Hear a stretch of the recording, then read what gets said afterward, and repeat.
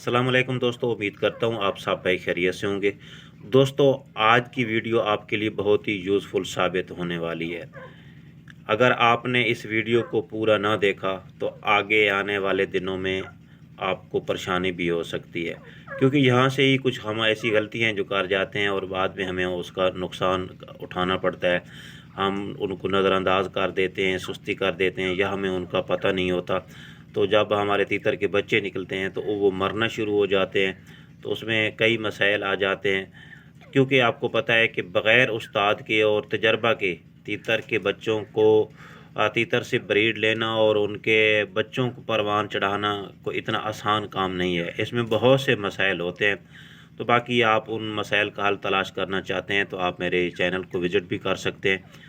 और अगर आप चाहते हैं कि मेरी हर आने वाली वीडियो का नोटिफिकेशन आप तक पहुंचता रहे तो आप मेरे चैनल तारिक अंगराग को सब्सक्राइब कर लें और साथ ही लगे हुए घंटी के निशान पर क्लिक करके ऑल नोटिफिकेशन को इनेबल कर दें।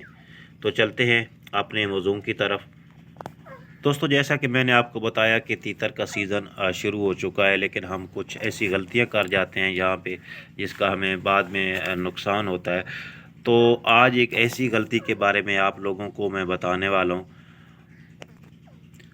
दोस्तों, चिचड़ी, पिस्सू, जुएँ वगैरह और भी बहुत से ऐसे हशरात हैं जो तीतर और इसके बच्चों की मौत का सबब बनते हैं। इनमें से कुछ तो हमेशा परिंदे के साथ चिपके रहते हैं, लेकिन कुछ दिन को दराज़ों और सुराखों में छुप जाते हैं और रात को निकलकर परिंदे को नुकसान पहुंचाते हैं।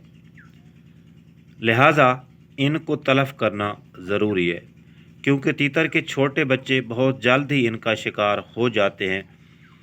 अगर चिचड़ी है तो इसको मारने के लिए मैं पहले एक वीडियो बना चुका हूँ, आप उस वीडियो को जाके देख सकते हैं। उसका लिंक मैं इसी वीडियो की डिस्क्रिप्शन में डाल दूँगा। बाकी उसमें पूरा तरीका भी पड़ा है जुएँ वगैरह मारने का। लेकिन अगर चिचड़ी नहीं है, ये जुएँ हैं, पिस्सू हैं, तो इनको मारने के लिए आप कीड़े मारने वाली कोई भी दवाई ले लो। कोई पाउडर मिलता है, टाइगर भी है, कुछ और भी हैं, मुख्तलिफ़ कंपनियां हैं, तो उनका आप ले लो पाउडर। तो वो जो है ना, वो अपने परिंदे के नर और मादा दोनों के परों में अच्छी तरह वो उसको छिड़क देना है। और जिस जगह पे आपके तीतर रहते हैं, खुड्डे में रहते हैं या ब्रीडिंग केज में है, जहाँ भी हैं, वहाँ पे भी आपने छिड़क देना है। क्योंकि कुछ जो ये पिस्सू वगैरह होते हैं ना, ये परिंदों के परों के साथ चपटे हुए होते हैं, जिस्म के साथ चपटे हुए होते हैं। तो मादा जब अंडों पे बैठती है और बच्चे निकलते हैं तो यही फिर बच्चों में मुंतकिल हो जाते हैं। तो ये छोटे छोटे जो हैं, ये चूँकि बच्चे बहुत छोटे हैं होते हैं तो इनको बर्दाश्त नहीं कर सकते और बच्चे जल्द ही मरना शुरू कर देते हैं। लेकिन जो बड़े तीतर होते हैं वो इनको बर्दाश्त कर लेते हैं। चंद एक ऐसे हैं जो तीतर की मौत का जल्दी सबब बनते हैं, बड़े तीतर का भी।